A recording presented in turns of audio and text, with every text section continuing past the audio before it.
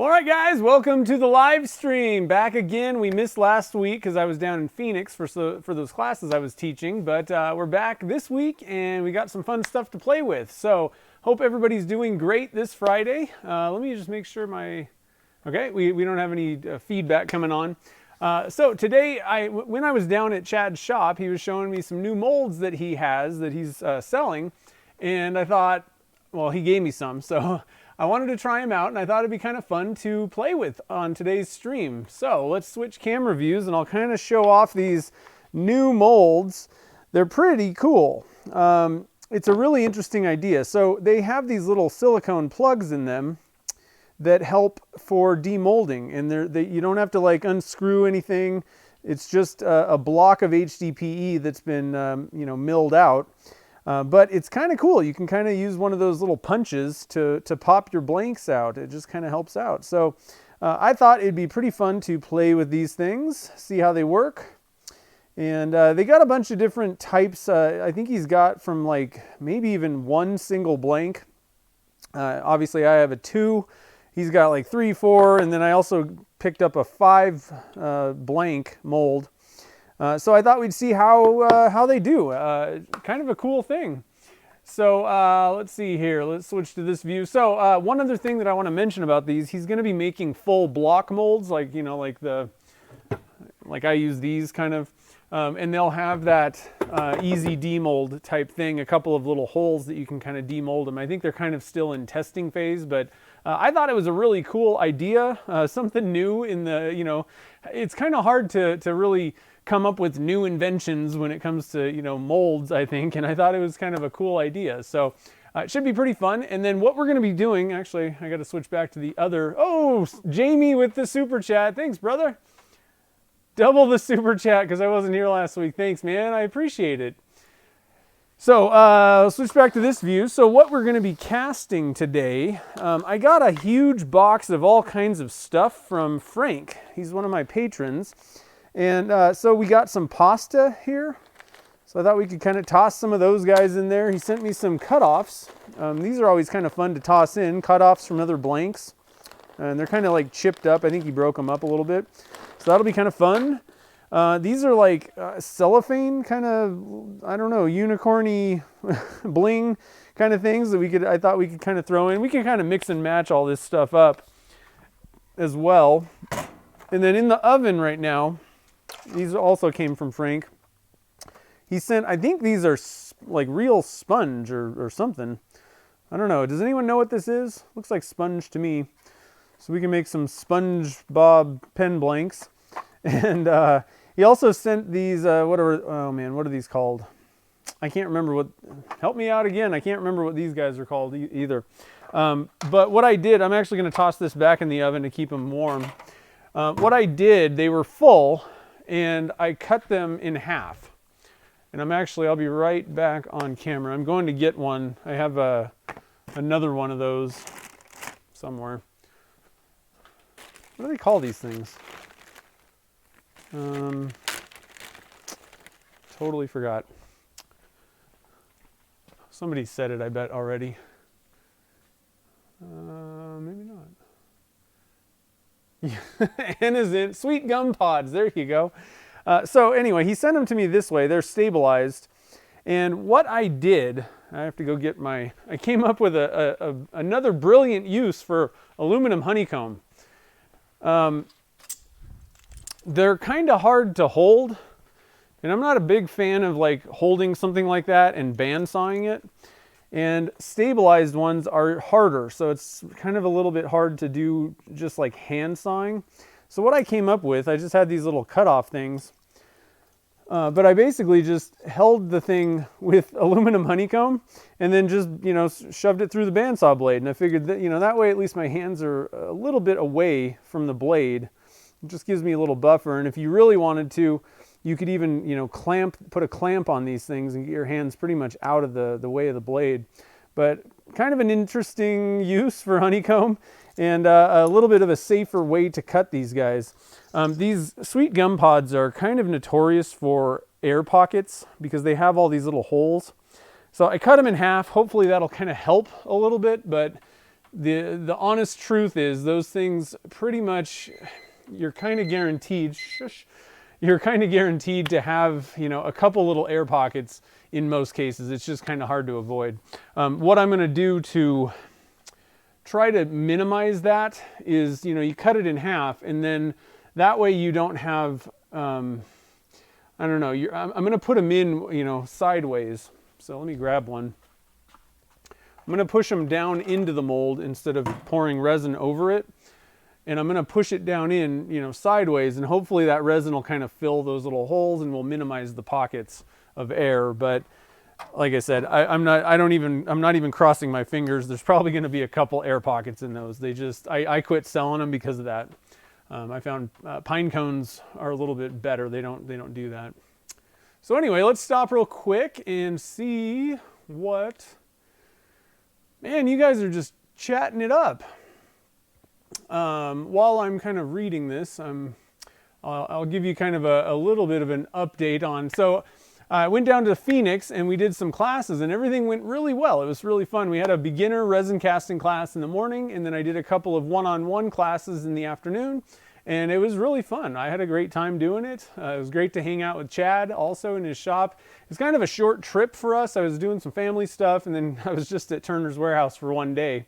But, it's always fun to go down there, and we're already planning on doing something. If you guys if anybody missed it and wants to do classes down there, we're probably going to do something in the spring, and then probably again, so next year, and then another one probably in the fall. So it works out that the temperatures are not ridiculous. I'm not going down there in the summer to do classes. It's just way too hot for me and most people. But so we'll have some other opportunities, and I think next time, I know there's a lot of people that live in like the Phoenix area or kind of surrounding areas, and I think what we're going to do is make it kind of a weekend thing instead of like one day, where we're going to probably have like a meetup. And I know there's a lot of people that don't necessarily need to, take a class, but it would be kind of fun to come over and hang out. So I think that's kind of what the plan is. I'll have more details about that obviously down the road, but it should be kind of fun. Now, the other thing is, I know there's a ton of people that just can't flat out make it out to his shop. And we're actually trying to figure out a way to do some streaming during the classes. It'll probably not be very like interactive at all. But if somebody wants to take the class, get the information, I think we're going to try and set something like that up. So it's something that we're working on. Lots of information and fun stuff going on with classes in Turner's Warehouse. So let's stop real quick and see what's happening here. Lots of people, man. Christina, how you feeling, Christina? You were a little bit under the weather last couple weeks ago. Hopefully you're 100% now and ready to rock and roll. Let's see. So a lot of people are asking about Maker Central. So far I'm locked in. Unless something weird happens. I'm hoping to get picked up by, at least one or maybe two companies to do demos there, so I can kind of not have to pay for the entire trip out of pocket. But so far I'm committed to go, and I'm really excited. After last year, I was just like, man, if they do this again, I'm totally in. So Nick kind of, asked me a couple weeks ago, maybe about a month ago, if I was, what I would do if I could come back out. And I said, I'm going to be out there. So for anybody that didn't go to Maker Central, hasn't been to one yet, I highly recommend you go to it. It's by far the best event, a maker style event that I've been to. Honestly, I've been to, a few things, not everything, but definitely it covers the whole variety of different types of maker stuff. But what I love about this is it's heavily wood turning and resin casting oriented. It's, Nick puts it on, and Jim Overton was kind of him and Nick kind of came up with the idea. So obviously they want that to be a big part of it. So I highly recommend it if you can get out there. I think to be honest, I don't even know what day it is yet. Nick talked to me and he's like, well, I don't have any details yet. So everybody else knows. It's like probably the first weekend of May or something like that. But anyway, okay. Robert's already going, nice. Christina's going, sweet. Looks like it'll be fun. Last year was a lot bigger than the first year, and I have a feeling next year is going to be even bigger. So it should be pretty cool. All right, so enough talking. let me think here. One thing that I want to show you guys before we move on, I think I'm just going to grab this camera and see if this works. I finally cleaned up my casting area. It was really annoying me. It was so, you know, full of resin and stuff that it actually was kind of making it difficult. The cups wouldn't like sit flat when I was mixing, and they would like rock around. So I finally cleaned up my area, just basically scraped it. Last night, I don't know who recommended it, but last night, one thing that I did, there's a bunch of little bumps, you know, like little dots of resin, and I just basically poured a layer of resin over this silicone mat, and most of it did pretty well. It basically, you could just peel off that whole thing. So that was an easy way to clean up a silicone mat. So I just wanted to mention that. Whoever, I can't remember who suggested doing that, but it was pretty brilliant for the most part. So we're all clean, we're all ready to rock. So I think what we'll do, we'll start with this 2 blank mold. All right, and let's see here. I'm gonna pop it in the oven right now. So we get 2 pen blanks out of that mold, and I think, let's see here. Why don't we, I gotta be honest, I'm really excited to make some cutoff blanks with these random cutoffs. So why don't we do a couple of those right out the gate, and then we'll focus on that 5 blank mold. We'll kind of do a lot of different things. I'm thinking that I think that'll work. I'm just trying to think. So a couple of notes about these. You can use like a stoner mold release on these. It's not going to hurt anything, obviously, and it'll definitely make it even easier to demold them. So I think what I'm going to do is, for the 2 blank mold, I think I'm going to spray this one and just kind of see, and I'll try and make sure that I get good video of me demolding these, because that's kind of a little bit more the whole point of these molds. You know, obviously casting in them is not going to be any different than any other mold. It's more the demolding part. So I'll make sure I get good video of demolding them. I might even just do a flat out video on YouTube about these and kind of show that stuff. So I'm not sure exactly, but we'll go no stoner on this one, and then we'll use stoner on the other one. So if you're going to do that, if you're going to spray molds with, you know, some sort of a demolding agent, you don't want to, you want to make sure that you're not getting that stuff on the things that you're embedding. So just one thing to keep in mind. What I'm going to do is we'll mix up our resin, and then we'll just push these things down in there. And at that point, you know, the resin's going to be kind of covering up the edges, so it's not really going to rub off on our stuff. So again, back in the oven. Now, the question is, I think what we're going to do, I think we're going to let, so Jamie's our first super chatter, and I think for the first one, for one of these blanks, I think we're just going to go with one color, and probably a solid color is kind of what I was thinking, like an opaque type color. So Jamie will get to choose that one. And if anybody else wants to super chat, I'm thinking we can do like a couple different colors in the other one. Maybe even do it with like clear and then a couple colors or something like that. So if anybody wants to super chat, you can do so, and you can get your pick. Obviously, there's only going to be three more picks on this first one. But Jamie, which one? Jamie's going with Phoenix Orange. I like that color. It's a fun one. It's kind of a unique, I don't even know how to explain it, color.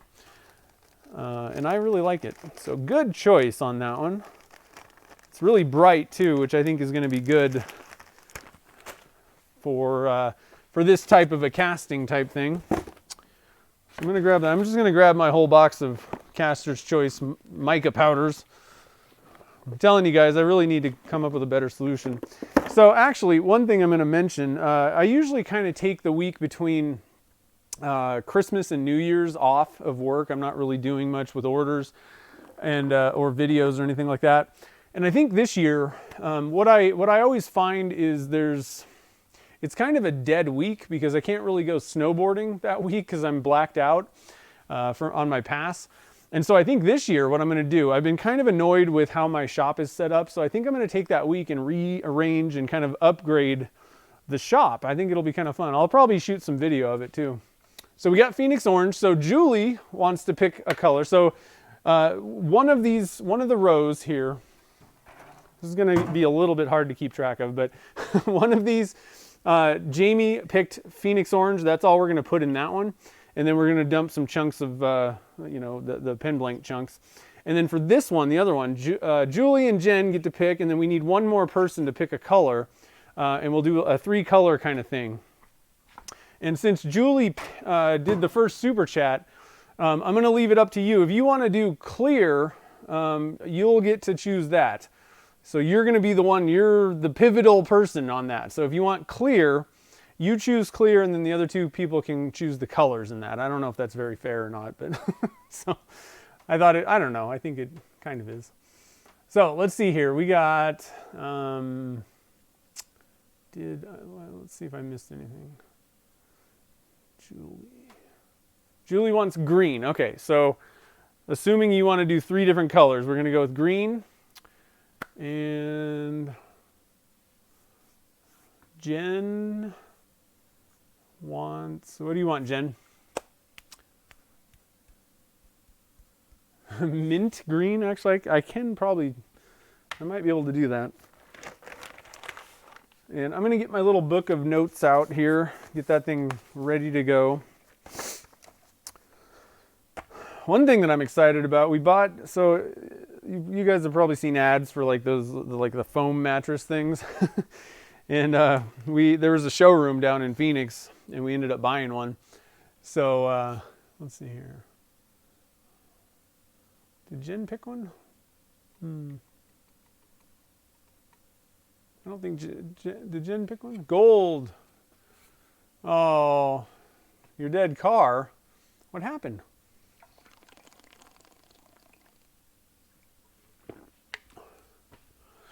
So we want green. What kind of green do you want, Julie?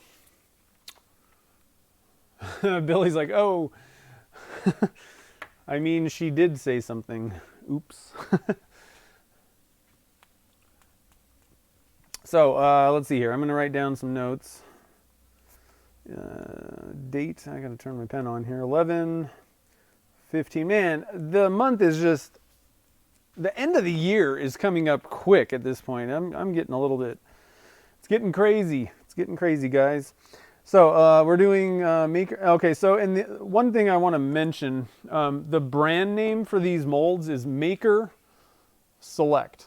That's what they're going with on this. So just to let you know, I don't know. That's what I'm titling this video. So Maker Select molds.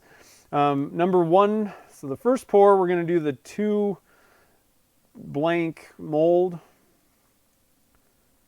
And in the first slot, we're doing Phoenix Orange. I don't know how much resin these things hold. And then we're also going to be dumping in these shards of blanks. So I don't think it's going to be more than like 60 grams of resin. So we'll just mix that up. And we'll just call that a day on these things. So 60 grams of resin total. That's I'm going to be using Alumilite Clear Slow Set for this. So that's 30 times 2. And then I'm going to add let me think here. Yeah, a quarter teaspoon of Phoenix Orange powder. And this is one of the mica powders from Caster's Choice. Focus. There we go. It's kind of focusing. Sorry, guys. I don't like that camera. It doesn't really focus too well.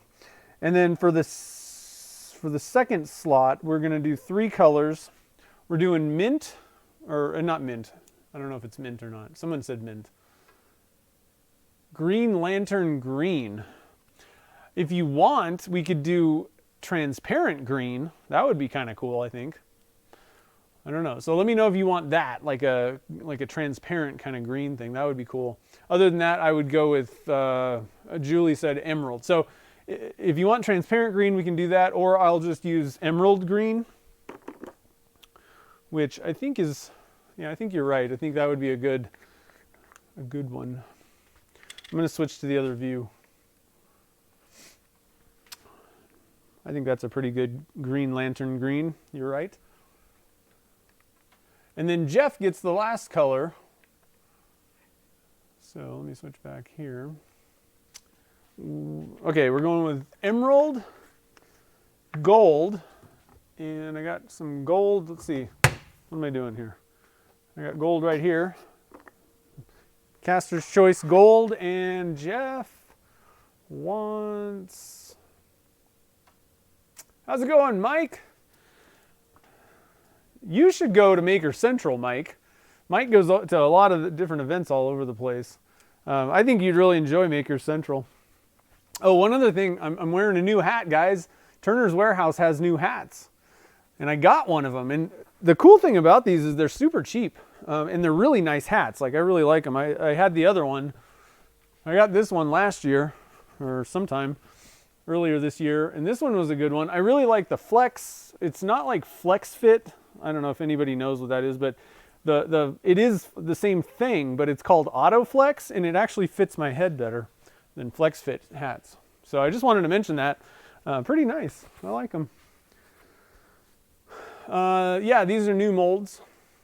And Jeff wants yellow. Okay, so, and I have is it like a canary yellow? What do they call it? Sunrise yellow mica powder. It's a pretty good one. So let's, well, I'm gonna let you choose because there's actually two cool yellow colors from Caster's Choice. But who asked? Somebody, Robert asked if they're new molds. Yeah, these are new something new that Turner's Warehouse just came out with. And they're pretty cool. They got these little silicone plugs that you flip it over and then you can stick a punch in there and just pop out your blank. It helps for demolding. That is a pretty innovative idea.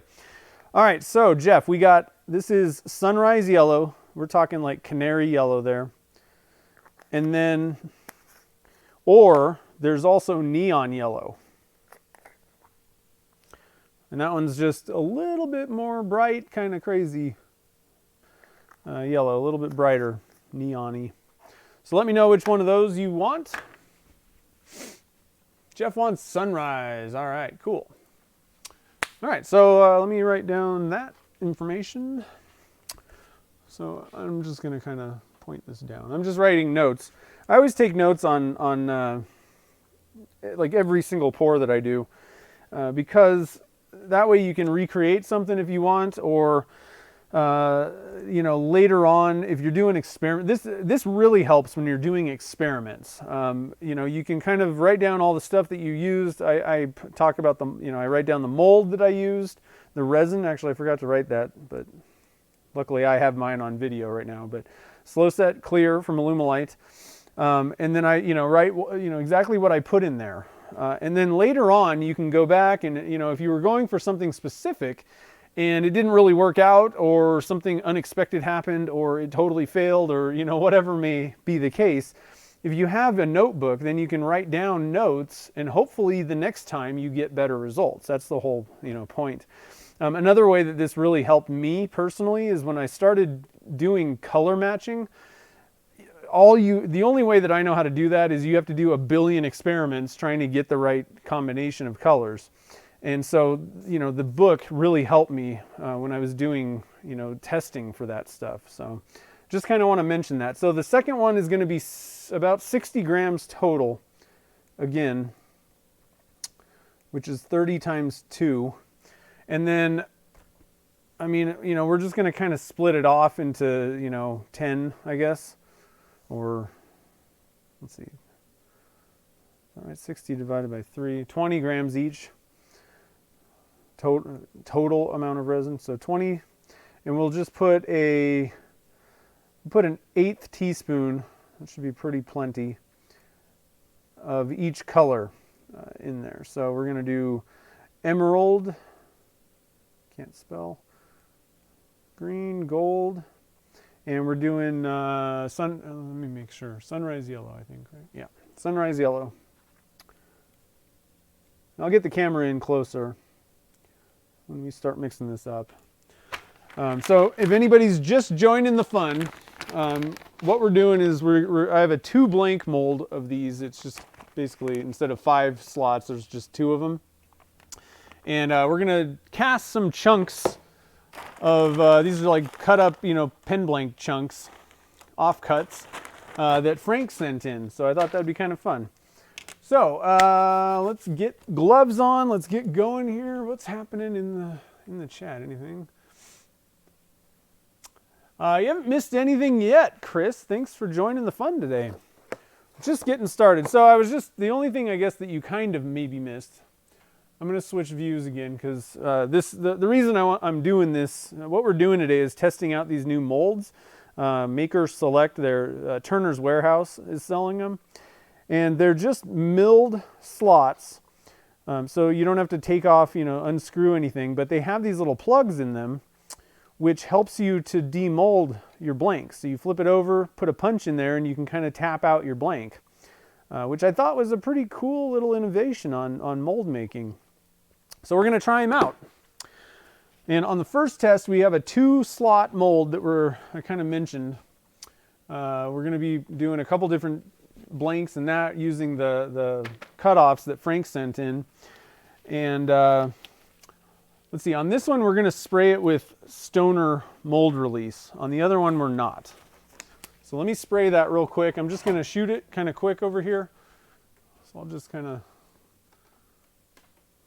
tilt that up so you can kind of see what I'm doing. These are brand new molds, so I mean, realistically, over time, the more you cast with HDPE molds, and depending on the resin that you're using and how hot it gets when it's curing, they'll degrade a little bit. So probably not that big of a deal to spray these like right out of the box necessarily, but we're going to do a little bit of a test, see how they demold using a little bit of Stoner mold release. So not a lot, just kind of giving it a little quick squirt. And then the other one we're going to not do that to and just see what the difference is. See if there's any difference in the demolding, how easy it is.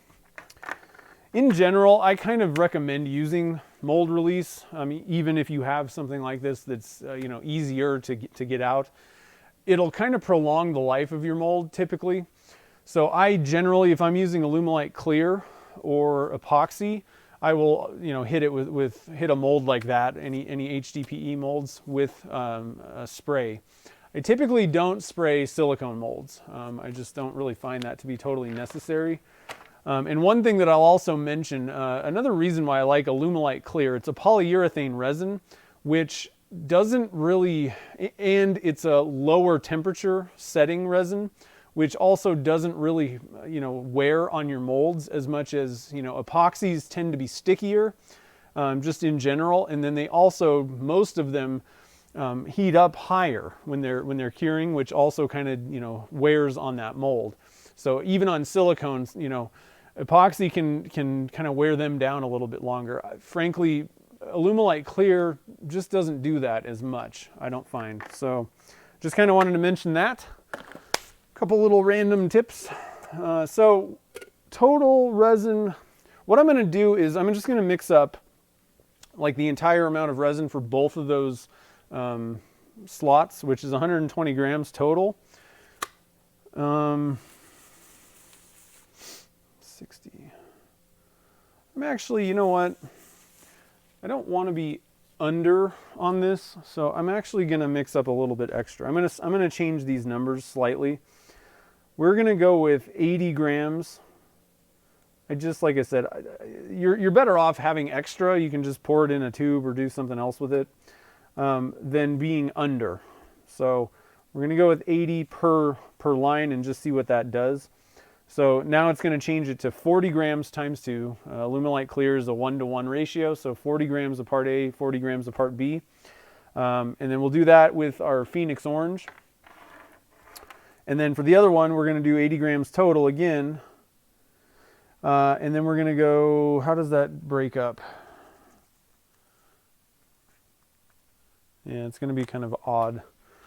So we're going to do about 27 grams. It's approximate.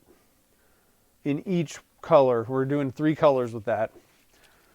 But nothing else is going to change. I'm going to put the 1/8 teaspoon in the 3 for each one of these 3 colors. And we're going to do a 1/4 teaspoon with the Phoenix Orange. All right? How does that sound? Pretty good? Let's see here. What am I doing? All right, so what's everybody up to? Anybody working on something cool? I bet people are starting to really do some cool Christmas projects. It's approaching pretty quick. One other thing I want to mention while I have your attention, the St. Jude's ornament auctions, I believe, are going to start on Monday. So the thing that I made that ornament for Turner's Warehouse for St. Jude's. They're going to be choosing the winners over the weekend, and then I think they're going to announce the winners on Monday, and then the auction information, they're going to be up for auction on Monday next week. So make sure, I really would appreciate it, even if you didn't make an ornament or whatever, to help share the information about these auctions and make sure we get as many eyes on the ornaments and people bidding on these things as we can, because it's all going to St. Jude's Children's Hospital. So, and Chad has posted, so look on Facebook, the Turner's Warehouse Facebook feed. They showed like all the different ornaments, and it was like a 20-minute video and I ran out of time, but man, people made some really killer ornaments. Honestly, the one that I made is like probably one like in the bottom of the pack of all the different kind of cool things people made. So just wanted to mention that. We got charity events and ornaments and auctions going on. And I just want to thank everybody who did make an ornament for helping to support the cause. I thought it was a really cool idea that Chad came up with. And why not, Get out there, make an ornament. So, wrong one. Here we go. So I'm going to move this kind of up here. Hopefully that'll be good.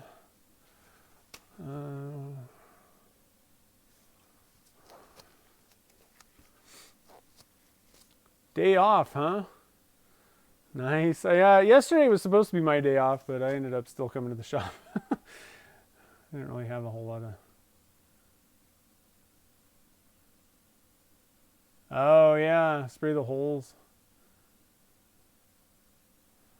Yeah, I'm gonna just go without and just see how they work out of the box. And if we do have problems, then we'll know for sure. We'll give them. That's why I wanted to do no demolding, and then see Chad's used these and he didn't really. I don't think he uses any mold release typically. So I don't know. I'm curious to see how these. I want to give him the kind of the worst case scenario and then just give him a quick spray and see how that works. Okay, so we're doing 2 80-gram pours. So 80, I'm going to mix up everything for both these blanks. 80 grams of part A, 80 grams of part B, okay? Double check, make sure. Zeroed it out. And start moving on here with our resin.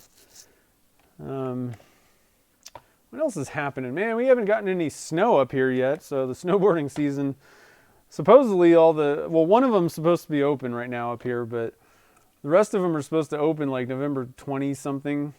And I'm like, man, I ain't snowboarding on rocks. Sorry, guys. So I think we're going to get a little bit of a late season this year. It's kind of a bummer. I just bought a new snowboard and I was all excited to try it out, and we have no snow. So I'm going to have to move to Canada, I think. All right, and then 80 grams of part B. 67. 74. Yeah, one thing, so I went down to Phoenix and the temperature's a little bit higher there.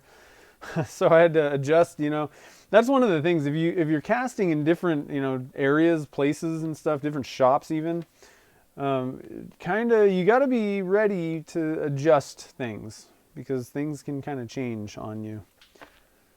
All right, so we got our 80 grams of part B.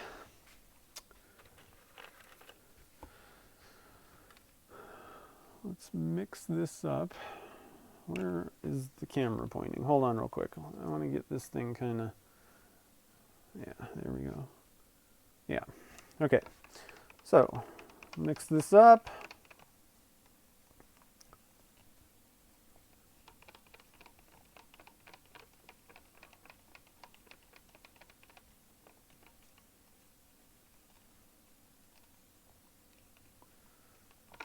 Lots of veterans. Wow, cool.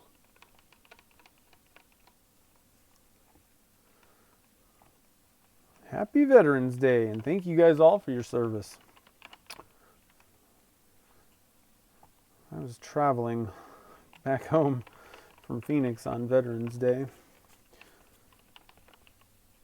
All right, so we got our resin mix up. When you're mixing, make sure you scrape the sides and bottom of the cup real well. You want to get all the little part A's and part B's all nice and tight together, mixed up. Okay, so in 1 cup, we're going to put 80 grams. And that's going to be our Phoenix Orange. That's going to be one of these blanks. Now, granted, we're probably not going to use it all because, I don't know. I think that's going to be, once we add all the little chunks of cutoffs, I think we're going to have plenty of resin. But I'd rather be a little bit over than under. So we got our 80 grams, and then what I'm going to do is we're going to go with a 1/4 teaspoon of Phoenix Orange, Caster's Choice. Let's see here. Where's my, here it is. Yeah, 1/4 teaspoon. This is a 1/4 teaspoon thing.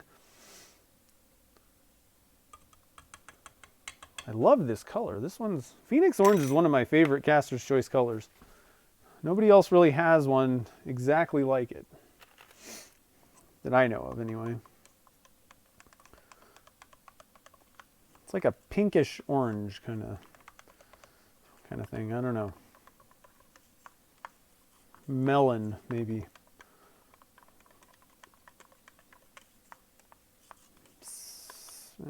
Salmon, I don't know. It's an interesting color. I can't really place it. But we got that one ready to rock. And then for these, I'm just going to get these little cups out because they'll hold the resin that we need. And we're doing 27 grams in each one of these cups. So almost 30, but not exactly 30. Oh, I went a little over, but that's okay. We're doing approximately. And then I'll just kind of eye this one now that I know what 27 or 8 is. And drip, drip. There we go.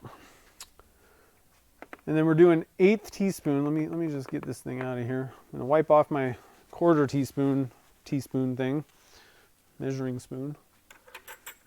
Get the Phoenix Orange out of my face. And we got emerald green, which I'm just gonna kind of estimate this 1/8 teaspoon thing. Just for reference, that's an 1/8 teaspoon. So it's gonna be a pretty, you know, a good healthy amount. I'm just gonna kind of estimate it there. That's probably about an 1/8 teaspoon. I just don't really want to have to sit there and keep wiping off that spoon. If you want to have, you know, extremely accurate results, then I would just go with that spoon. But in this case, it's not really that big of a deal. They're going to be pretty saturated colors, I think. So it's totally a repeatable thing that I'm doing.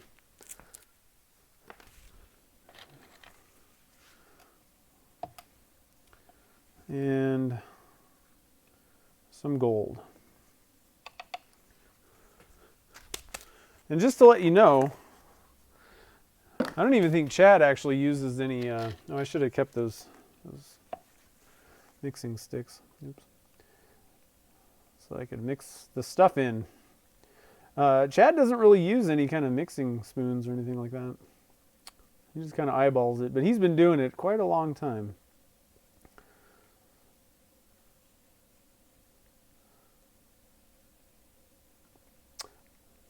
For the blanks that I sell, I generally, the ones that I keep, keep an inventory of, I always use strict measurements of everything. I don't really want variation from batch to batch. So that's definitely the best way to go, but if you kind of know about how much it is, then you can also wing it. So we got gold, green, and yellow, plus a bunch of chunks.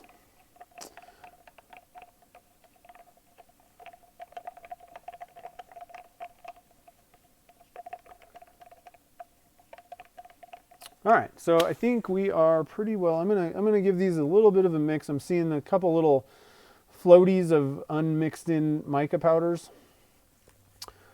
Just make sure we got these all the mica powder mixed in here.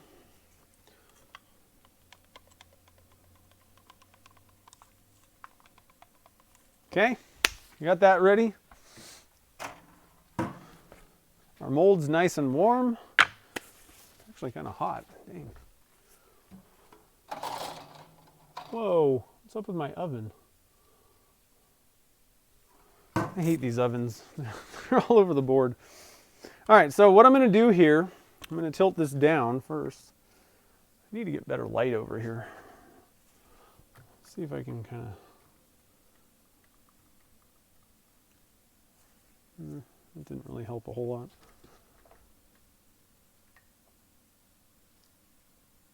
All right, so what I'm going to do is we're going to pour in about, I don't know, I'm going to kind of fill this about halfway, I think, and just see where we're at. I'm going to start adding little chunks. And actually, while we're here, I'm going to also pour in, we'll do a little bit of swirliness here.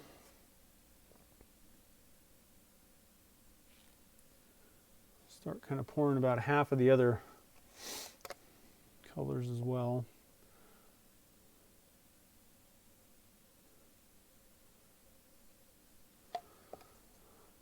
And if you want to make sure that you keep, extreme color separation, you want to, make sure that the resin's in kind of the gel state. I think it's a little early right now. I'd probably wait a little longer if I was really worried about that, but I'm not really that worried. So there's going to be so many colors going on that I think that it's not really going to make any difference.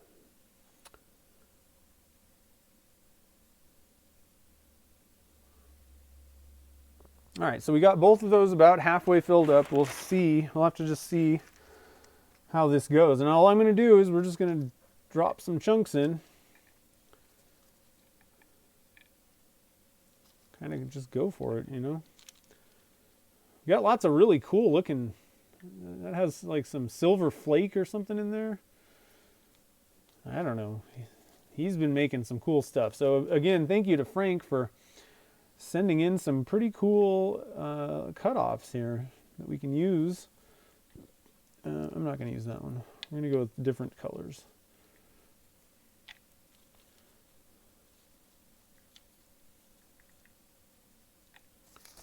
Okay.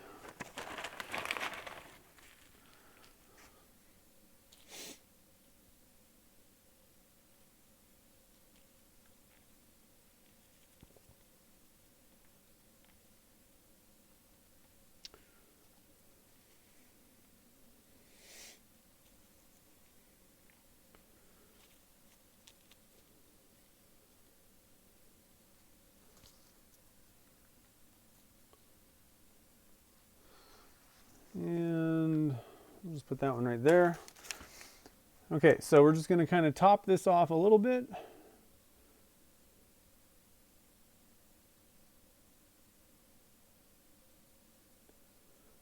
And I think these things are about 1 inch deep, so I think that we're well over, a 3/4 inch or, whatever you would kind of go for a end length.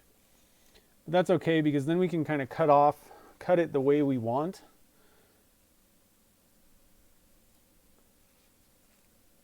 Get a little bit more gold in there.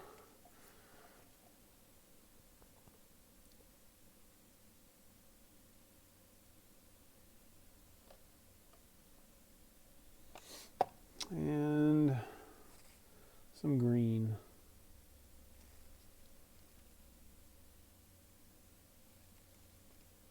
There we go. All right, now I'm going to dump this into here.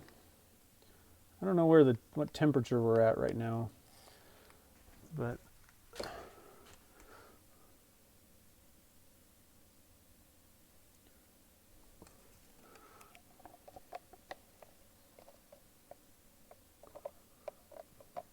hopefully this is on camera. I can't look right now. Pouring all the resins into one cup here.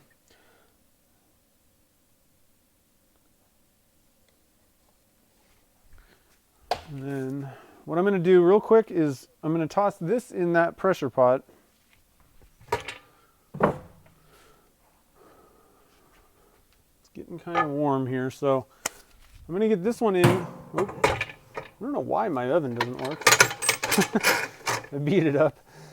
We're going to get this one in the pressure pot, and then I'm going to pour some of this resin into my little mold. Now, the excess stuff is going to go into, shoot, I don't have one ready.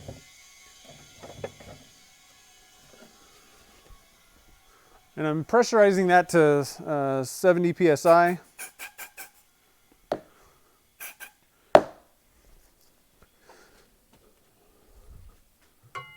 There we go. And then I'm just getting, I sprayed this PVC pipe, and I'm going to plug it with those. These are the new plugs from Turner's Warehouse as well. I have a little, let's see here, where's my little thing? Got a little thing that'll hold my tube.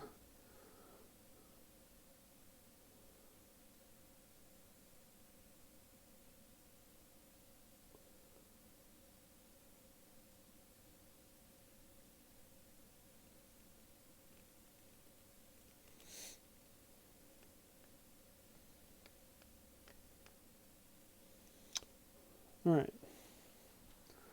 Now, I got to be honest, guys, I don't have a pressure pot that I can use for this, so it's going to be kind of an air bubbly one, but that's okay. It'll still be useful. We could, you know, cut that up even and put it into something else. All right, so we got our chunks. Now, here's the other mold that we're going to use. Now, this one's 5 blanks, and it's going to make things a little bit difficult to be able to change. Like, we really kind of need to do one, you know, not too many different things, otherwise it gets really complicated. But I think what we're going to do, I think what I want to do is use 3 of these channels to do what I call a graffiti style blank, where most of it's clear, and then we just, you know, dribble some different colors in there.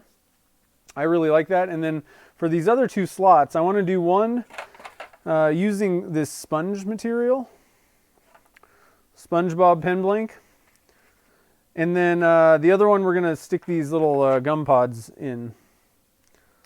So I think what I'm going to do is kind of, I've cut them in half, and I think I'm just going to kind of arrange them opposite directions, each one. Okay. So there we go. I'm actually going to go for a little bit bigger one on this position.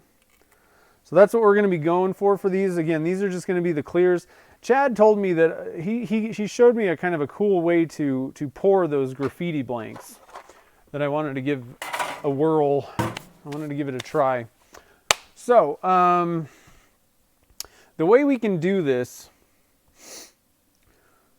like I said, this is going to be mostly clear, and we're just going to add some little highlights of color, probably about 2 or 3 colors on this one. And what he was telling me was, I do them a certain way, but he's been using these single tube kind of blank like that. You know, when I'm making graffiti blanks, I'm usually going to make them in an open, you know, mold like that. And what he was saying was, with these single blank molds, you can pour your clear in and then just, you know, dump some color, and you get some really cool effects. Like, it's a pretty simple way of doing it, and you don't have to mess around with a whole lot of stuff.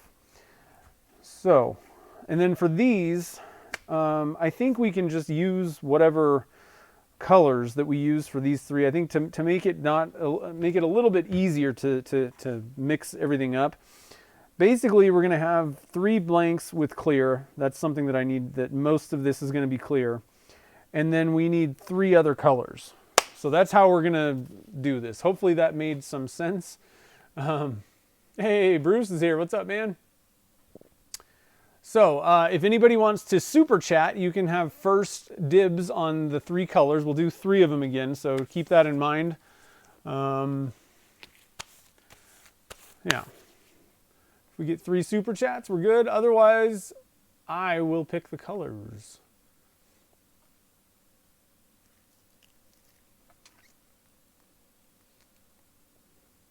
Oh, I'm sorry to hear that, Julie.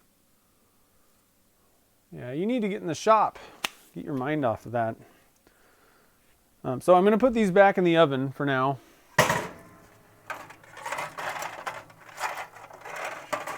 Well, in fact, what I'm going to do is I'm just going to actually put all this stuff as is in the oven. That way I don't like forget which pieces of material we're casting on this one. Remove the air. Let's see here. Robert did some pine cones this weekend. Nice.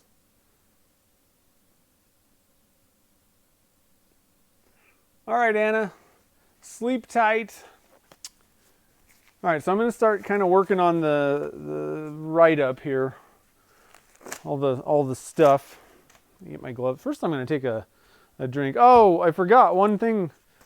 Okay, so you guys have seen me do pasta, so actually I'm going to toss these out. I forgot there's some other stuff that Frank gave me. We're also going to add these little, I don't know what these are. They're like bling bling things. We're going to kind of toss these in with the clear, okay? I kind of forgot that I had those sitting over there. And I think it's like basically cellophane type stuff, but this one's more like kind of a glitter, like sequins almost, or glittery sequin. Let me switch to the other camera. There's better lighting over here. Ouch.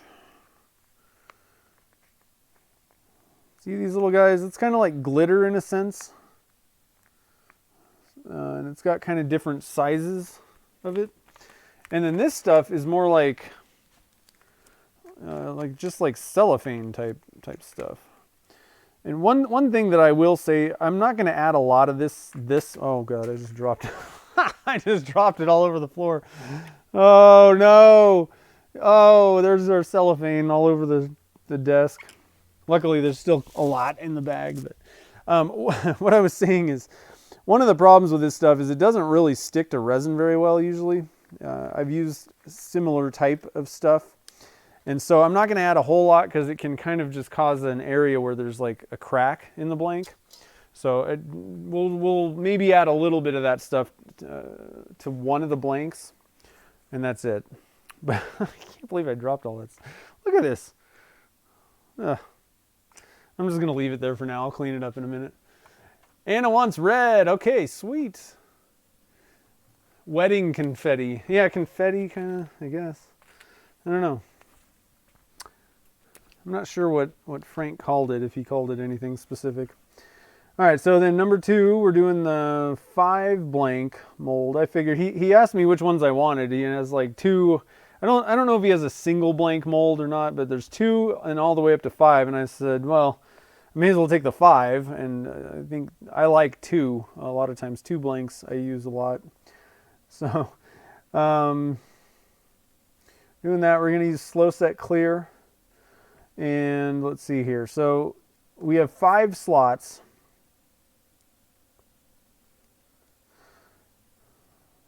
Three of them are going to be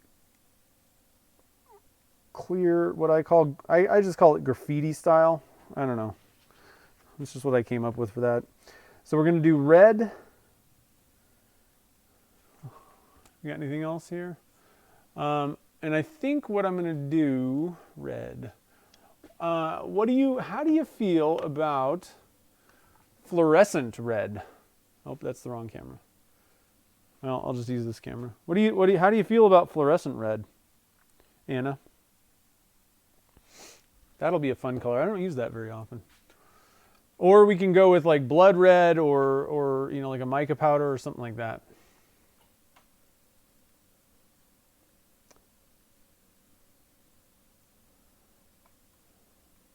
No, that extra tube that I poured, I'm not going to waste. The problem is I have to make pen blanks for my website after this, and I don't have a free pressure pot. So with Alumilite clear, you have to. It doesn't matter which one you're using. You have to pressurize it. Period. So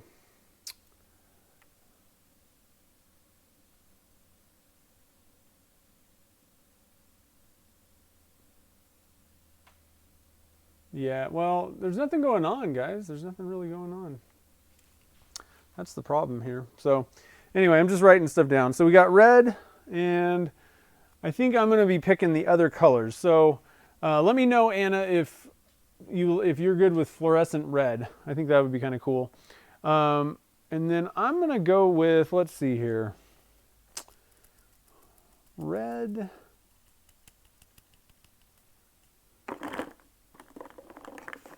I think I'm going to go with antique gold. I like that one. If it'll, this camera never focuses on anything.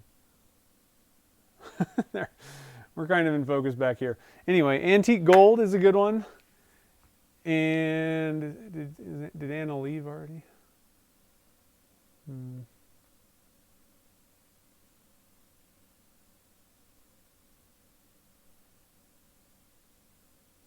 Let me know if I'm not seeing her. And we're going to go with, let's see here. Ooh. You know what's one of my other favorite colors of Caster's Choice? Let's see if I can find the open one. It is, shoot, where's the open? There it is, I found it. We're going to go with teal. What do you think about that? Oh, Alex wants scarlet. All right. Well, we already got red. So, did Anna let me know yet? It doesn't really. Hold on a minute.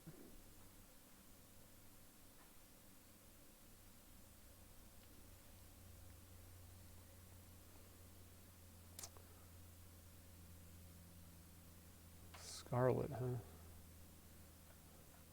All right, so we're just gonna, I don't see Anna, so we're just gonna go with fluorescent red and then antique gold.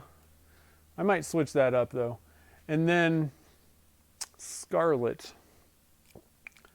So I guess we'll just go with blood red on that one because it's pretty scarletish. That's red. All right, so blood red, fluorescent red. This one's gonna be funny. And teal is the next best. It is the next best thing to aqua. I really like their teal is pretty nice. It kind of looks like Tiffany blue. Honestly, you could just use this if you're making like Tiffany, you know, like the jewelry store colors. You can pretty much just use this teal, and it's pretty much good to go. So let's try this: antique gold, fluorescent red, and blood red. I don't even know how this is going to turn out, but it'll be kind of fun. So red. Let's see here. Fluorescent red, blood red. That's a pretty good. I might add a drop of black to that to make it a little bit more dark. Blood red plus small drop of black. We'll give it a little bit more scarlet feel. And then antique gold. So what I'm going to be doing with these are going to be the colors. Okay, so again, I'm going to pull this mold out and show you guys what I'm going to be doing with this. And I have to kind of conceptualize it too. So these two, we're going to mix all those three colors and then push these goodies down. These are sweet gum pods. And this is, I think, sponge material. I don't know. I didn't see if anyone actually knew what this one was. But oh, wait. Did Alex switch to Plum Crazy? Let me know if you want Scarlet or Plum Crazy, Alex. And then, anyway, so we're going to just mix those three, whatever three colors they are. We're going to do, I still don't see Anna. So we're still going to go with this one, fluorescent red. I'm not sure about this one, blood red or Plum Crazy, and then antique gold. And then those three are going to just be mixed up in these two slots.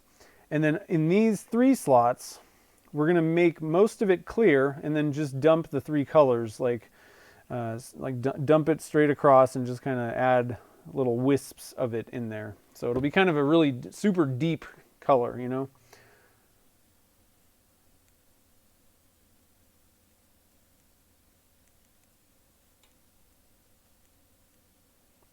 All right, so what I need, I'm estimating each one of these to be about, let's see. One thing I want to do is double check the depth of these. I think they're an inch. Yeah, so these are an inch deep, which is nice. I like that. 7/8 just really isn't deep enough, especially if you're sticking stuff in there. I'm thinking that we need probably, to be honest, I think 60 grams probably will fill that up, but let's just estimate 80 per line. So we're going to need 80 grams for each one of these divided by 3. This is getting kind of crazy. Plus, we're just going to need a little left over. So I think that we'll probably have enough left over out of the 80 of these two. And then we're going to need about, I'm just going to mix up about, I guess, 80 grams each. So, okay. 80 grams times 3. That's 240. That seems like a lot of resin. Let's try 70. So 210, that's going to be clear total. 70 each of these. And then, let's see here. Then 2 of them are going to be the 3 colors. But I'm definitely going with 80 times 2 is 160. All right, so here's what I'm going to do. I'm going to make this kind of easy on myself. I'm just going to get 2 cups. This one's going to be for the clear. That's all it's going to be for. And then this one, is going to be for the colors. And I'm going to divvy those up in a minute. So hopefully you guys will see what I'm doing in a second. I'm going to pop this back in the oven. This will be kind of an easy way to figure this out without me having to do a bunch of math and messing with it. All right, so Alex wants plum crazy instead of blood red. Okay, we got that.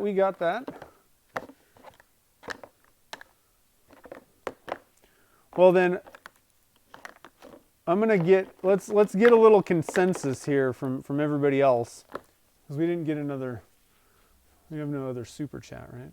Okay. I think that let's go with fluorescent red, teal, and plum crazy, because I think that'll be pretty wicked. Let me know what you guys think. So we're switching to plum crazy. We definitely have red and plum crazy, and I'm thinking a little bit of teal will be pretty cool. So does that sound good to you guys?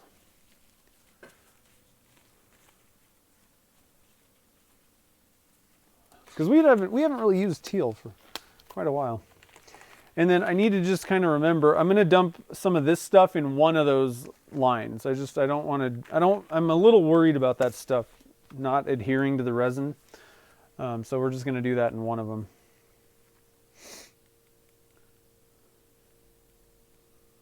I'm going to write a little note in here about that. I'm just going to call it confetti. All right, so let's zero our scale out. Let's get this thing kind of sort of like that. Stop bouncing.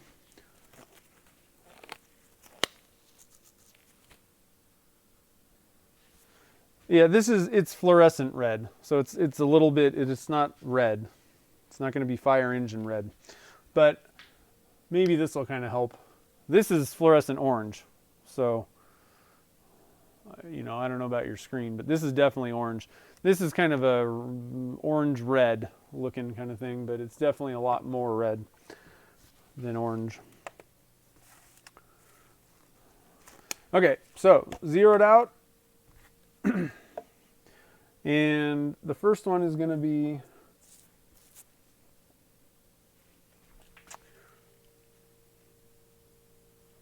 we're doing the clear.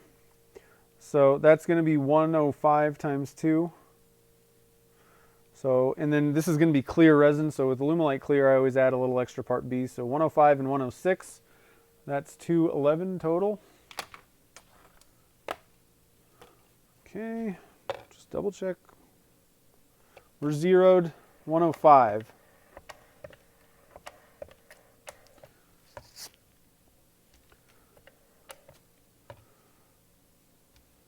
Two.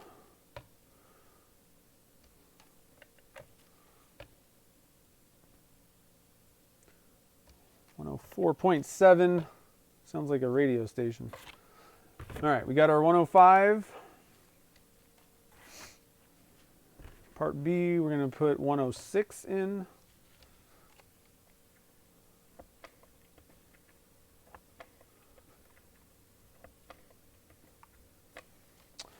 And I just want to make sure everybody understands that this only, the reason I add a little extra part B, and this only applies to Alumilite Clear, or the Clear Slow Set, one of those two. Not Amazing Clear Cast or any other resin on the planet.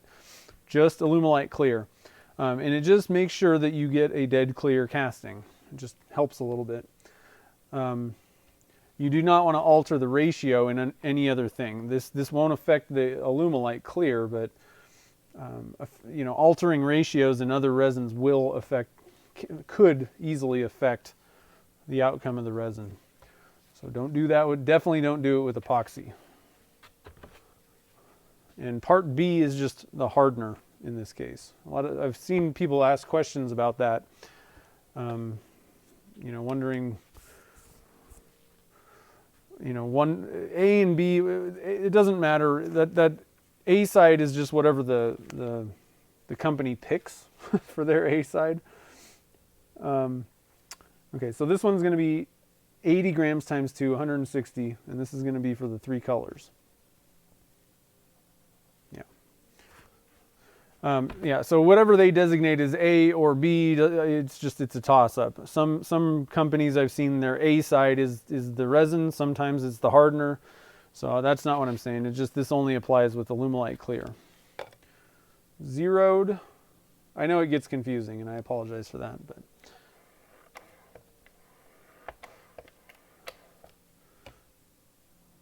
70.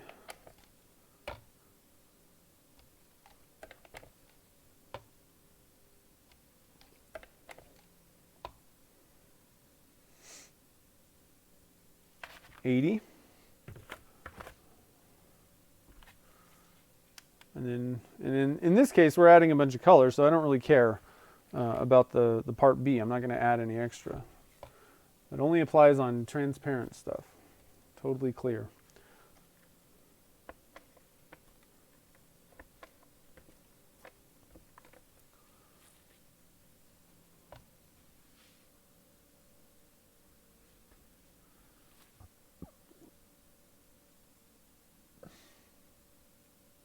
The dog is gassing me out. That's funny. Oh, yeah, update the colors. Well, yeah, that's right. Thank you for letting me know. Teal. Is that right? Teal. Teal. No, I didn't even... Yeah, I did a terrible job on this. Fluorescent red, teal, and plum crazy. Okay. So we're at 70. 76, 78, 79, and 80. Hey, what's up, Dave? How's it going?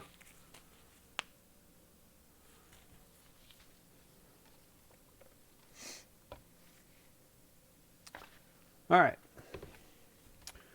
So I'm going to mix, let's see here. I'm going to mix this one up first. Let's see. I'm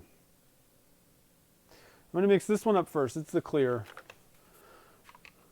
Doesn't really matter that much, but I think that this will work out better that way. Kind of want this to be a little bit like if I had to pick, I want this one to be thicker. I think. I don't know. That's just what I'm going with.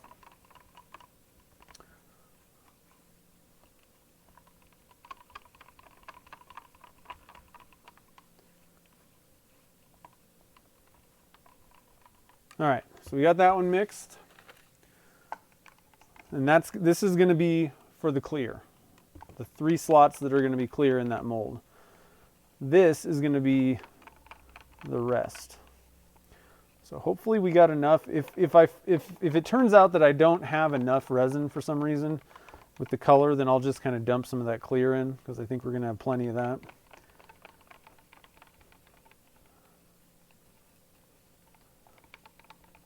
Just to fill up the mold. But I think we're going to be fine. The sponge is probably, that I don't even think you should really factor in the mass of that because it's probably going to absorb a bunch of resin.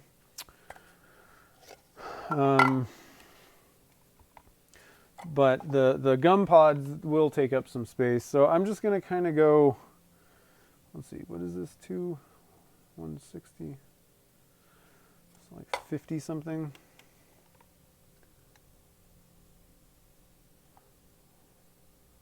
So I just put about 56 grams. I don't know. I didn't even figure out what a third of the resin is. That might be too much in each one. So I'm going to dump just a little bit back. And we're going to call that good. Okay, so for our Plum Crazy, oh shoot, one thing that I need to do with this, this is a brand new bottle. You got to cut the tip. I don't want to do that. I actually don't do it that way. But typically, these brand new bottles don't have a big enough hole in them. So that's one problem. The other issue is you need to stir this stuff up, the fluorescence. So I'm just going to stick a stick in here, kind of stir this up, make sure that what ends up happening is the pigments can kind of settle to the bottom. So just going to give it a little bit of a mix, make sure that we've gotten, that it's good to go. And then I'm just going to kind of dump some in from this stick, I think. Get a little bit more.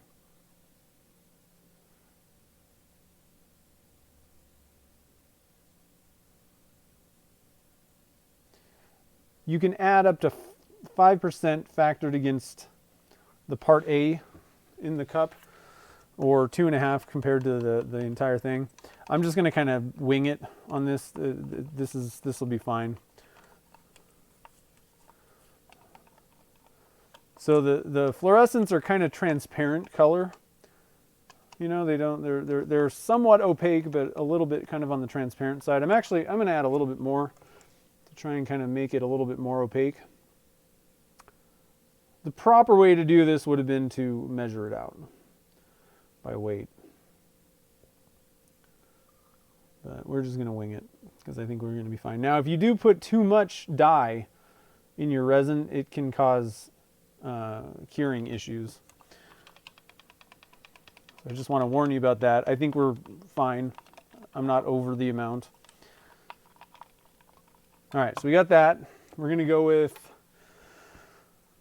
1/4 teaspoon of Plum Crazy. Just kind of estimating that.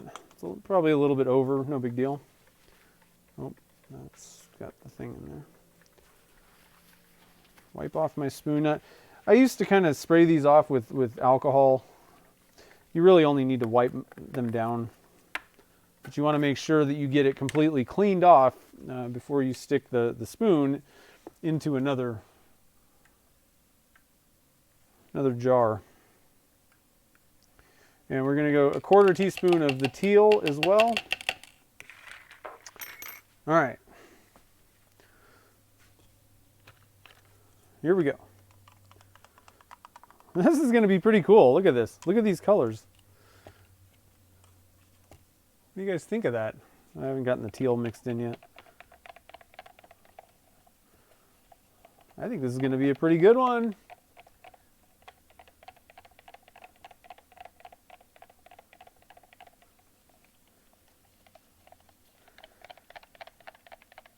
All right. So we got our Caster's Choice mixed in.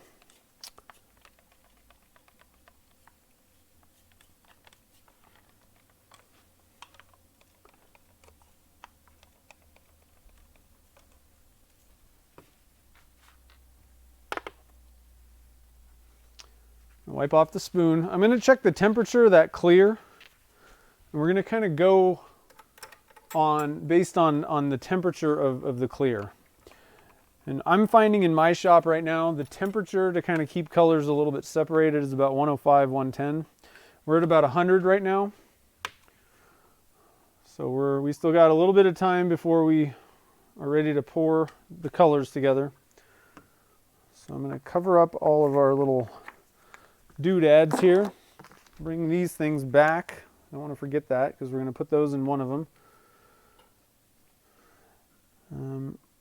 not going to put this lid back on because I want to, the way that I deal with these, you can cut the tip off completely, but I have a method. I like using an ice pick type thing, and I get a kind of a specific size that seems to work good for me, but you can just basically take a knife and cut the tip off if you want. That's how a lot of people do it. I'm just going to kind of stick that on there, move it out of the way for now. All right, so what do you guys think of the crazy fluorescent purple and teal? These are going to be pretty good colors. Good combo, guys. Let's see what these ones are. That's 95.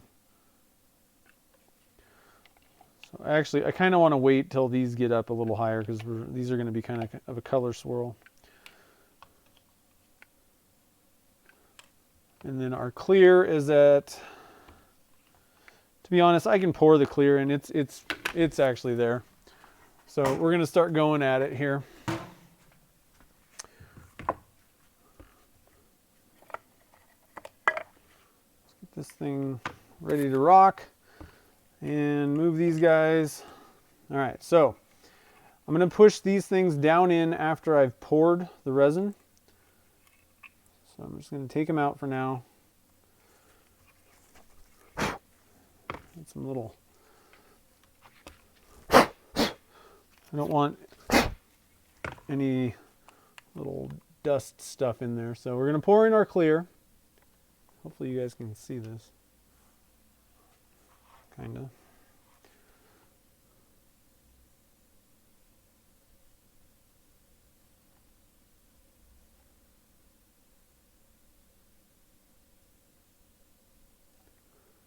All right.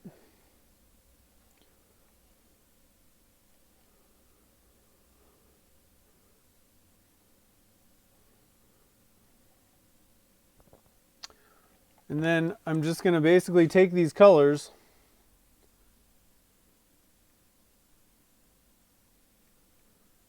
kind of an easy way to get that graffiti effect, and they'll just kind of float down generally. Now that clear that I'm using is kind of on the thick side. It's kind of fun.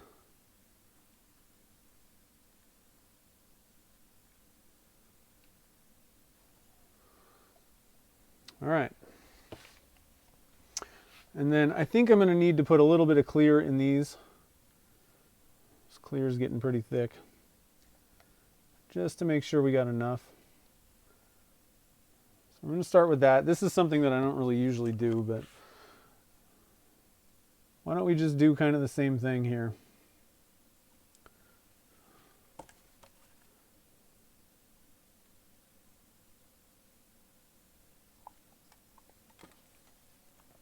Purple, teal.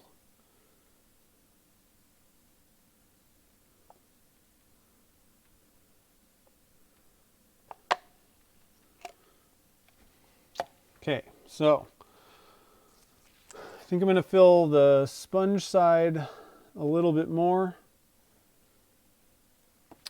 We're going to push in the gum pods right now.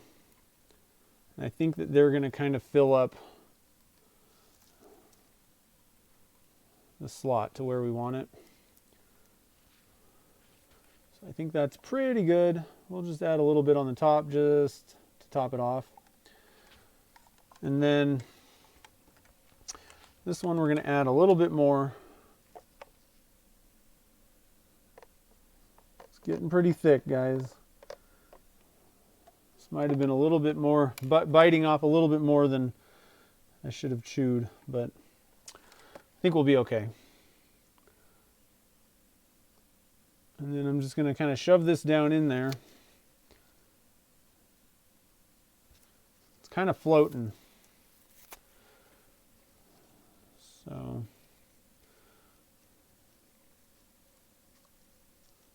just to warn you, if you do this sponge stuff, it may float a little bit. So I'm trying to just jam it in there.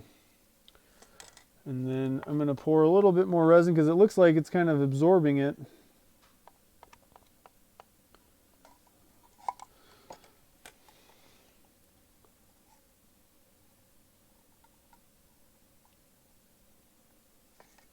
Oop. I don't want to make too much of a mess. Get in there. All right, and we got it finished. So I'm actually going behind the camera to this other pressure pot.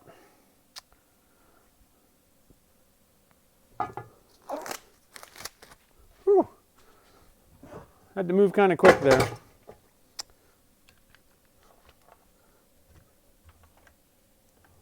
There you go. And then into the pressure pot and 70 psi. And I think I saw someone asking what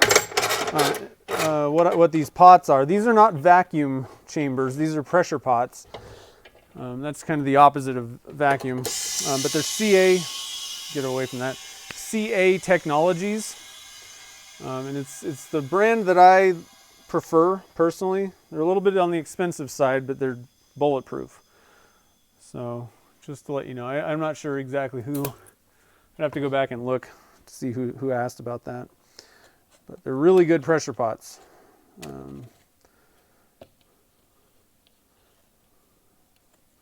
I think we did everything in time, guys. I think we did pretty good. I'm just tossing those cups away. I'm going to switch to this upstairs view here. There we go. So it was a little hectic. You know, like that's one of the problems with resin, and it really doesn't matter which, you know, there's a lot of people that you know, pick epoxies because they have like a 45-minute working time. But the truth is, they all kind of have about the same working time because you're just doing everything at the end. Now, if you do need to have a lot of working time, you know, that's why I pull out liquid diamonds. If I really do need a lot of time to get everything mixed for some reason, then that's one thing. But I don't really like waiting around because if you're going to be mixing colors, you have to wait till the end of the working time, and you only have a few minutes of, you know, time to get everything done, regardless of what the total working time of the resin is. Otherwise, what ends up happening is the colors can kind of bleed together or just sink and move around. So it doesn't, you know, you got to kind of wait till the end, and it gets kind of hectic with resin casting. So anyway, I hope you guys had fun with that. I'm really looking forward to seeing how those things turn out. What did you guys think about that method? You know, you got the single tubes, and you can just kind of waft the, you know, wave the resin in there, and you get some really cool looking effects. I would actually say that you'd probably, the clear on those was probably a little bit on the thick side. You know, if it was just a little bit thinner, it might even have kind of flowed a little bit more while you're pouring the other colors on it. So, you know, depending on when you pour, how hard you pour the resin, you can get kind of different effects on that. But pretty cool little tip that I got from Chad, so I'm excited about that. So let me see here.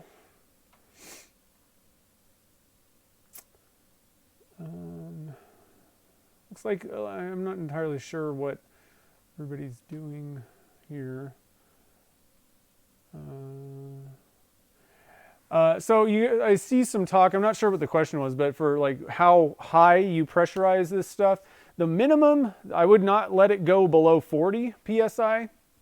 But you're limited to, you know, whatever the max PSI is for the pressure pot that you buy. That's actually another reason why I like CA Technologies. They have a max rating of 80, and I go to 70 in them, and I feel perfectly comfortable at that height or that pressure. A lot of the cheap ones, the max, I mean, I really wouldn't take them over 50, honestly. They're made with, you know, cheaper materials, and it's just better to kind of, you know, not push them to the limit.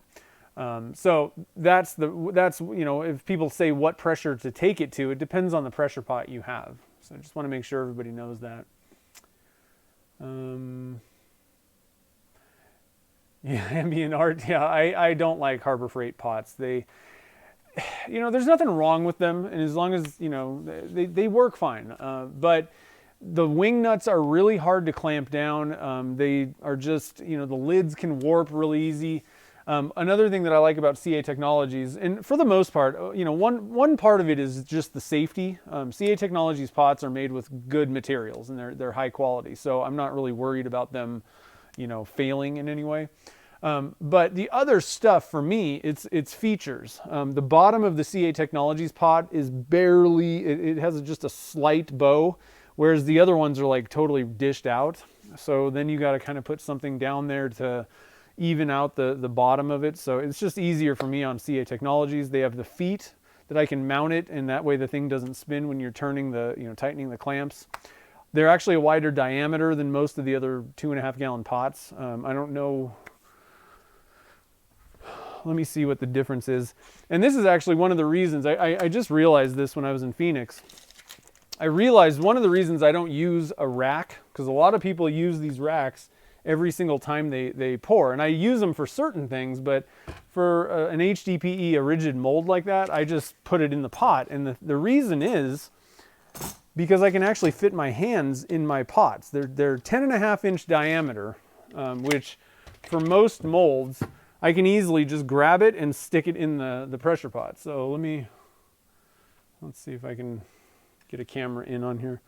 Let me just turn this one around. And you guys kind of saw that. Since we're a little bit early, we'll just talk. So it's easy for me to get a fairly large mold and just put it in.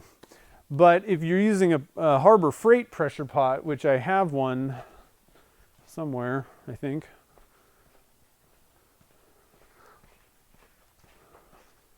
Hold on, guys. Sorry about that. The Harbor Freights are up front.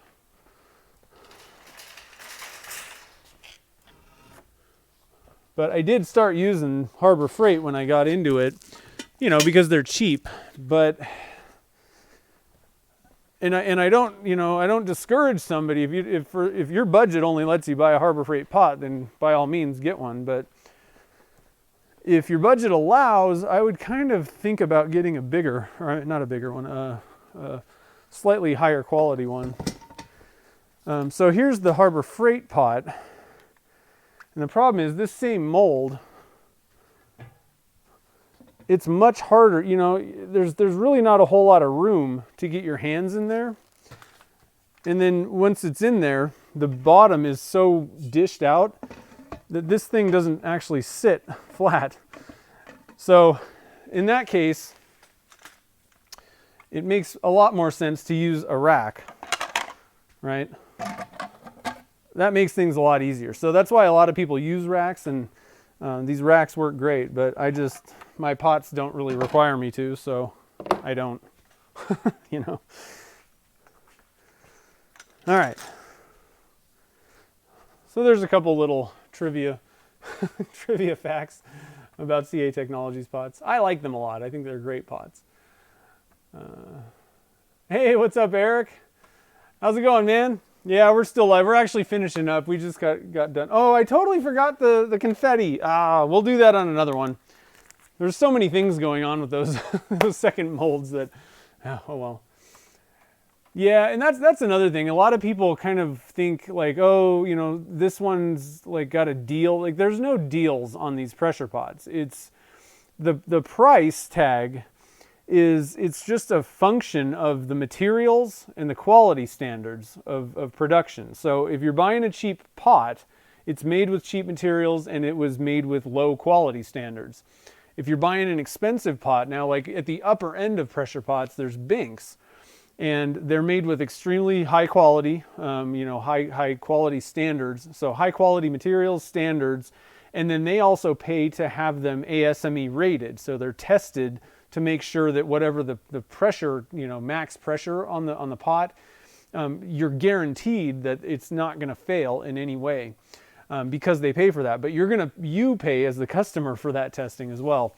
CA Technologies is like right below Binks, where they don't pay to have the testing done, but they're made with the same quality standards, of materials and production quality. So, and not to say that the cheap ones, don't work.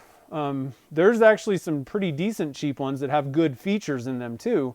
It's just, it's up to your budget, what you feel safest with. Higher quality stuff is going to be a safer pot in general. Yeah, so anyway. Yeah. Let's see here. Who's at Maker Central?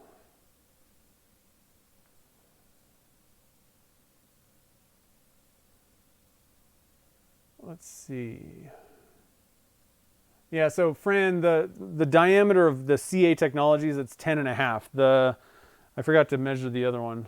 I think it's 9. It's not a huge difference, you know. I'm not saying that it's massive, but for what? Where the heck did I put my? Where's the? Oh, right here. But for what most of the stuff that I do, it does make a difference. So it's 9.5 for the Harbor Freights, 10.5 for the CA Technologies. So it's only an inch, you know, but it feels like a lot more to me. I don't know. Let's see, California Air. So there's CA. Okay, so there's CA Technologies. That's a brand, and then there's California Air Tools. That is not the same thing as CA Technologies. Just to let everyone, it's very confusing. But California Air Tools, they sell quiet air compressors. There's no such thing as a quiet pot. That's not a thing. But California Air Tools does sell a pressure pot as well. There's a branded California Air Tools, and Chad actually has. I think it's that one, and they're okay. They're like about a step, just a slight step below the CA Technologies pots. They have a lot of the same features and stuff. Not a bad way to go. One of the problems I have with that pot is there's a gaping hole in the middle that you have to somehow seal. And it just adds another step to getting everything set up on your pots. So anyway, no, there are no pots with windows in them that I know of. Vacuum chambers, that's a totally different thing. So with a pressure pot, you're adding in air and compressing it down. With vacuum, you're sucking air out and expanding it. So vacuum, you use that for silicone degassing or wood stabilizing. That's what you would use vacuum for. It doesn't really work too well with resin. There are some people that use it, but I find that it causes way more problems than it's worth, and that's what most people kind of say. There's lots of people that have done videos on that too. So anyway, I think we're about done here. So next week we will be doing something else kind of fun on the live stream. I'll have to kind of come up with I don't know exactly what I'm going to do yet. I've been so busy trying to catch back up after being out of town for like 4 or 5 days that I'm just trying to get blanks made at this point right now. So I'm not sure what we'll do next week, but we'll do something fun. Coming up soon, I'm not going to have a video this weekend either because I wasn't, making one. But one of the next projects that I'm going to be doing is kind of like a resin art type thing on a saw blade, an old saw blade that I can't sharpen anymore. So it's going to be pretty fun. I think I'm just going to do a video because I can kind of crank that out real quick, and it should be kind of fun, just a little side project, but we'll kind of make a wall clock out of it and just kind of cover it with resin. So be looking for that down the road. I'm hoping to get on that like as soon as I can. I just need to get on making blanks and get my inventory caught back up. But until next Friday, so next Friday, 3 p.m. Pacific time, we'll do another live stream. Thank you guys all for joining the fun. And if you are a patron, one of the next few, let's say within a few weeks, let's say, we're going to be doing a separate live stream for patrons only, and we're going to be doing the carbon fiber tubes for pen blanks. So be looking for that. And check me out on Patreon if you want to become a patron and join the kind of exclusive live streams as well. We'll be doing some fun stuff. It'll be more like kind of Q&A style over there. So, and I'll do a demo. So anyway, guys, I hope you have a great night. Have a great weekend, and I will see you all next Friday.